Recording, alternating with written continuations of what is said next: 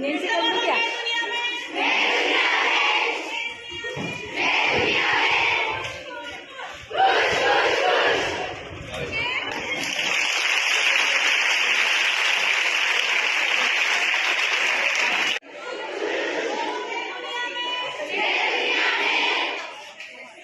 Nancy कर दूं क्या?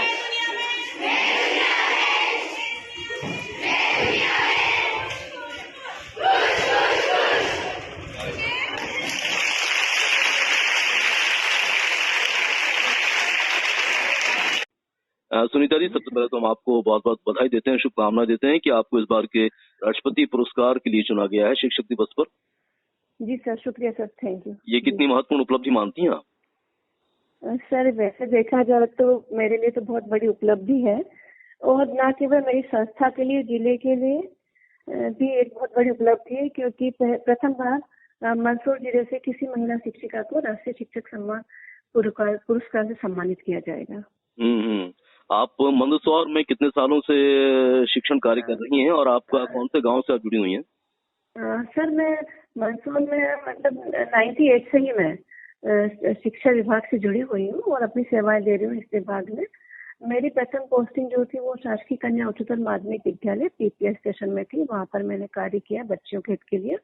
और वर्तमान में मेरी पोस्टिंग मंदसौर की एक तहसील है, दलोता तहसील, उसमें एक गांव आता है जहाँ की कुल आबादी शायद 2400 के लगभग है, खजूरिया सारंग। तो वहाँ पर मैं अक्टूबर 23 से पदस्थ हूँ सर। अच्छा, तो तकरीबन 26 सालों का आपको समय हो गया है पढ़ाते पढ़ाते, और जाहिर है कि इन 26 सालों में आपने बहुत सारा ऐसा दौर भी देखा है जब हम नए नए सिलेबस से जुड़ते जाते हैं, अपडेट होने की आवश्यकता होती है और नई शिक्षा नीति भी अब आ चुकी है। तो किस प्रकार से आप लगातार खुद को अपडेट रखते हुए आगे बढ़ रही हैं और बच्चों को पढ़ा रही हैं? सर मैं जैसे शिक्षक, मेरा लक्ष्य एक ही रहा है कि बेटियों को अधिक से अधिक शिक्षा से जोड़ा जाए। पालकों से निरंतर जीवित संपर्क रखती हूँ, और जो शासन द्वारा जो बालिकाओं के हित में योजनाएं संचालित की जा रही है उनका मैं प्रचार प्रसार करती हूँ। ज्यादातर जिस इलाके में मैंने अपनी सेवाएं दी वहाँ पर खेती और मजदूर किसानों की बच्चियां अध्ययन हेतु आती थी। किसी कारणवश अगर वो परीक्षा मतलब पढ़ाई से वंचित हो जाती थी, या कई बार माता पिता खेती में चले जाते, तो उनकी मानसिकता थी कि बच्चियां जो बेटियां हैं घर पर छोटे भाई बहनों को संभाले। तो उनको समझाया कि नहीं, बेटों के समान इनके लिए भी शिक्षा बहुत ज्यादा महत्वपूर्ण है। और धीरे धीरे इसका मेरा लक्ष्य बढ़ता चला कि बहुत सारे शाला त्यागी के बच्चों को शिक्षा से जोड़ पाई हूँ। और अभी तो वर्तमान महीने में 2016 से मेरा बिना किसी मानदेय के सर शासकीय और अशासकीय विद्यालय में जाकर के बाल सभा या आनंद सभा कहते हैं, उसको मैं लेती हूँ 1-1.5 घंटे का। मतलब उसके, और वो आनंद सभा में सिर्फ नैतिक मूल्यों को विकसित करने पर बात की जा करके कैसे परीक्षा के दिनों में तनाव मुक्त होकर के हम परीक्षा की तैयारी करके परीक्षा दें, वो मायने रखता है।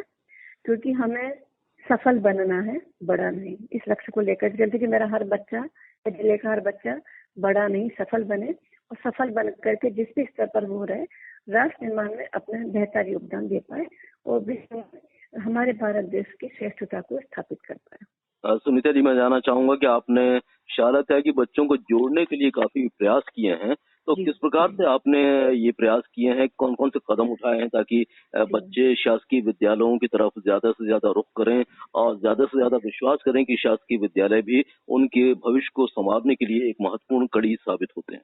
जी सर, क्या होता था कि जहाँ पर मैं कार्यरत थी इस संस्था के पहले, यहाँ पर बच्चों की सुरक्षा बहुत महत्वपूर्ण होती, क्योंकि गांव से 10-10, 12-12 किलोमीटर से बच्चियां अध्ययन हेतु आती थी। तो आत्मरक्षा प्रशिक्षण शिविर, मतलब बच्चों को आत्मरक्षा, खुद की आत्मरक्षा, क्योंकि रोज उनके पीछे तो कोई जाएगा नहीं उनकी सुरक्षा करने हेतु। साइकिल से आती थी, पैदल आती थी, बस से आती थी, तो सबसे पहले उनकी सुरक्षा हमने सुनिश्चित की। कुछ पालक सामाजिक मान्यताओं के चलते हुए कि बच्चे को ज्यादा नहीं पढ़ाना, तो उनको समझाई थी कि भैया पढ़ाई बहुत ज्यादा जरूरी है। कुछ पढ़ाना चाहते थे पालक, लेकिन परिस्थितियां ऐसी थी, या तो संसाधन के अभाव थे, या फिर आर्थिक स्थिति इतनी मजबूत नहीं थी कि वो शिक्षा तक, विद्यालय तक पहुंचा पाए। तो उनको आश्वस्त किया कि सब समस्याओं का समाधान है, या तो खुद ने मैंने अपने स्तर पर या फिर जन सहयोग से उनकी छोटी छोटी आवश्यकताओं की पूर्ति करके उनको शिक्षा से वंचित होने से बचाया सर। तो आपके स्कूल की अभी संख्या विद्यार्थियों की कितनी है, और इन विद्यार्थियों में आपने क्या देखा है कि वो किस प्रकार से समय से कदमताल करते हुए आगे बढ़ रहे हैं, नए नए करियर की अपॉर्चुनिटी के बारे में उनको सर जानकारी है? हाँ जी। सर जहाँ पर मेरा मूल मतलब लंबे समय तक मैंने व्यतीत किया है समय, वहाँ पर का तो 9 से 12 तक की बच्ची अध्ययन करती थी, और वहाँ का नामांकन में बहुत बढ़ा है सर, हमने बहुत बढ़ा है। मतलब हमारे मंदसौर जिले का सर्वश्रेष्ठ स्कूल हम लोगों ने बनाया उसको, हाँ। और हर गतिविधियों में हम बच्चों को उतारते, क्योंकि मैंने बताया कि खेती और मजदूर किसानों के बच्चे अध्ययन करते थे, तो आर्थिक संपन्नता नहीं थी बच्चों के पास, तो हम उन गतिविधियों में बच्चों को उतारते थे जिससे साला का नाम हो पाए।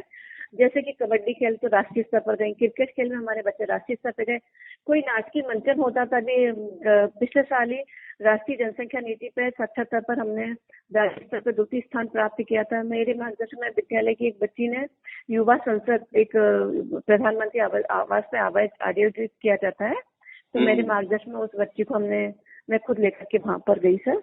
और बहुत सारी गतिविधियां हम लोगों को धीरे धीरे संचालित करनी पड़ती हैं ताकि निरंतरता विद्यालय में बनी रहे। वर्तमान में जिस संस्था में मैं कार्यरत करती हूँ, वहाँ पर 1 से 10वीं तक के बच्चे अध्ययन करने आते हैं, बेटा और बेटी दोनों। हाँ। पहले जहाँ की वहाँ 9 से 12 तक सिर्फ लड़कियां अध्ययन करने आती थी सर, नामांकन। अभी वर्तमान में जहाँ अक्टूबर में हूँ, खजूरिया सारंग में, वहाँ पर कक्षा 1 से लेकर के 10 तक की कक्षा संचालित होती है। बेटा और बेटी दोनों अध्ययन करने आते हैं। बस बात वहाँ पर भी यही प्रॉब्लम थी कि माता पिता खेत पर चले जाते थे और पीछे से बच्चे आ रहे हैं कि नहीं आ रहे हैं, उनको ध्यान ही नहीं रहता था, क्योंकि खेतों में मोबाइल लगता नहीं था। लेकिन गांव हमने भ्रमण किया, गर्मियों की छुट्टियों में अप्रैल मई जून हमने बहुत मेहनत करी, पालकों को समझाया है, एक एक घर में जाकर के चिन्हित करा कि कौन सा बच्चे को हम विद्यालय ला सकते हैं, तो विद्यालय में बच्चों को लाए हैं। अब कई बार उन्होंने ये समस्या करी कि वही बात सामने आई कि भाई हम तो खेत पे चले जाते हैं, बच्चियां पढ़ ली हैं, बस बहुत है, जितना पढ़ी नहीं तो नहीं, क्योंकि छोटे भाई बहनों को संभालना। तो फिर ये करा कि उनके जो छोटे भाई बहन है, भले वो 3 साल के हैं, वो भी विद्यालय आ जाए हमारे, उनके लिए भी हम कुछ ना कुछ करेंगे, ताकि एक छोटे भाई बहन के चक्कर में बड़े बच्चे 4-5 साल का बच्चा, 6 साल का बच्चा पढ़ाई से वंचित ना रहे। तो ये सर प्रयास रहा है। और एक तो ये था कि आनंदमय वातावरण में नित नई रोचक गतिविधियों के माध्यम से जब हम अध्यापन कार्य कराते हैं, विषय वस्तु का समावेश करते हैं, समझाते हैं, तो उसमें नित नई हम लोग रोचक गतिविधियों का करती हूँ मैं। तो इससे क्या बच्चों की निरंतरता बढ़ी है। एक जो कक्षा के अंतर्गत जो नीरस वातावरण था सर, उससे हट करके हमने चाहे वो उसको खेल से जोड़ा या संख्या ज्ञान को जोड़ा है, खुले आसमान के नीचे शिक्षा देना शुरू करा, और जीवन के अनुभवों से करते जब हम उस पर काम करा, तो सर काफी उसके सकारात्मक परिणाम सामने आए हैं, बच्चों की निरंतरता बढ़ी है। तो कुछ और बढ़ी तो परिणाम, कुछ ऐसे नवाचार जिसमें आपको सम्मानित भी किया गया हो, पुरस्कृत भी किया गया हो, उसके बारे में भी कुछ बताइए। नवाचार मैं तो सर, मैंने शुरू से लेकर के अभी तक मेरा लक्ष्य ये रहता है कि अधिक से अधिक बालिकाओं को शिक्षा की मुख्य तरह से जोड़ पाऊँ। आनंदमय वातावरण में मेरा द्वारा शिक्षा प्रदान की जाती है। विशेष करके एग्जाम जैसी नजदीक आती है, तो जनवरी के बाद मेरा जिस साल पर, तो मैं बच्चों के साथ थोड़ा सा स्ट्रिक्ट रहती हूँ ताकि वो नियमित रूप से आते रहे, पढ़ाई का अध्ययन कार्य करते रहे, पर रोचकता के साथ। उनके होमवर्क वगैरह सब समय पे चेक करना, पालकों से निरंतर जीवित संपर्क रखना, कोई बच्चा नहीं आ रहा तो जीवित संपर्क रखती हूँ। अभी भी वर्तमान में मैं आधे घंटे पहले, 40 मिनट पहले विद्यालय पहुंच जाती हूँ। 10-25 घंटी लगती है विद्यालय की, लेकिन उसके पहले मैं जाकर के पहुंच जाती हूँ। और आसपास के जो बैठे रहते हैं चाय की गुमटी में, कहीं भी बैठे थे पालक वगैरह, उनसे चर्चा करती रहती, चाहे वो बच्चों के स्वास्थ्य के बारे में या साफ सफाई के बारे में, इस पर बात करते रहते हैं। तो आनंदमय वातावरण में जब शिक्षा प्रदान की जाती है तो बच्चों को आसानी से चीज समझ में आती है। बिल्कुल सही कहा आपने। तो राष्ट्रपति अवार्ड के लिए जैसे ही आपका नाम अनाउंस हुआ, तो आपके मंदसौर जिले में और आपके विद्यालय में किस प्रकार से खुशी का माहौल है, किस प्रकार से आपको बधाइयां प्राप्त हो रही हैं? सर लगातार शाम को लगभग 6:30-7 बजे हमको पता चला था, तभी से क्रम सिलसिला जारी है। और दोनों ही विद्यालयों में, दोनों जगह में खुशी का माहौल है। कल जब दिल्ली की टीम आई थी हमारे यहाँ, करीबन उसने 8 घंटे कवरेज करा। जिन जिन बिंदुओं पर मैंने अपना फॉर्म सबमिट किया था, उन्हीं सबको वापस उन्होंने कवरेज करा, गाँव वालों से बातचीत करी, तो गाँव वालों को भी बहुत प्रसन्नता हुई थी। तो उनका भी ये मानना था कि जो 25 सालों में वो 8 महीनों में शायद मैंने वो कर दिया। तो श्रेष्ठ परीक्षा परिणाम भी मैंने देने का वादा किया है सर, उस पर मैं खरी भी उतरूंगी। जी। चलिए, हमारी बहुत बहुत शुभकामनाएं सुनीता जी आपके साथ हैं। चलते चलते आप क्या कहना मुझे सर चाहती हैं? पहले भी मिल चुका है, 2018 में मुझे राज्यपाल पुरस्कार मिला था, 19, अच्छा। 20 और 21 में भी मैं राष्ट्रपति पुरस्कार हेतु चयनित हो चुकी थी पैनल में। हाँ। लेकिन फाइनली जब मैंने चॉइस में भरा तो फाइनली इस बार मुझे सम्मानित किया जाएगा सर। चलिए, आपको समय रहते ये सम्मान भी मिला है और ये हम सबके लिए बहुत बड़ी गौरव की बात है। चलते चलते सुनीता जी क्या कहना चाहती हैं? आप विद्यार्थियों से और शिक्षकों से किस प्रकार से हमें एक बेहतर समावेश करना है पढ़ाई और बाकी एक्टिविटीज के बीच और अपने करियर को भी सुंदर बनाना है और देश को भी आगे ले जाना? सर बच्चों से मेरा सिर्फ यही अपने अध्ययन के समय उद्देश्य यही रहता है कि नैतिक मूल्यों के साथ हम आगे बढ़े, हमारी जमीनी सतह को हम न छोड़ें, जिस भी स्तर पर हम रहें, जहाँ भी रहें, आत्मनिर्भर बनने के बहुत सारे संसाधन उपलब्ध नहीं, हमें आवश्यकता नहीं कि बड़े बड़े स्थानों पर हम दौड़ लगाएं, बड़े बड़े शहरों की तरफ हम जाएं, हमारे गांव में ही आत्मनिर्भर होने के बहुत सारे साधन हैं जिस पर हमको ध्यान देना होगा। और हमारे शिक्षक साथियों से मेरा सभी से अनुरोध है कि हम बहुत मन लगा के काम करते हैं, हम हमेशा बच्चों के तत्पर रहते हैं, सभी शिक्षक साथी अच्छा कार्य करते हैं, लेकिन कहीं और हमको अपनी बात सामाजिक परिवेश तक पहुंचाने की आवश्यकता है। पालकों से मेरा अनुरोध है कि शासकीय विद्यालयों में जितने भी शिक्षक कार्यरत हैं सभी अपना बेस्ट देते हैं। आप एक बार हम पर विश्वास करके देखिए, निजी विद्यालयों में दौड़ लगाने की जगह एक बार सरकारी विद्यालयों में दौड़ लगाई आइए, हम आपके लिए 24 घंटे तत्पर है। और अभी वर्तमान में सर मैंने 15-20 बच्चों का निजी विद्यालय से सरकारी विद्यालय में एडमिशन भी कराया है।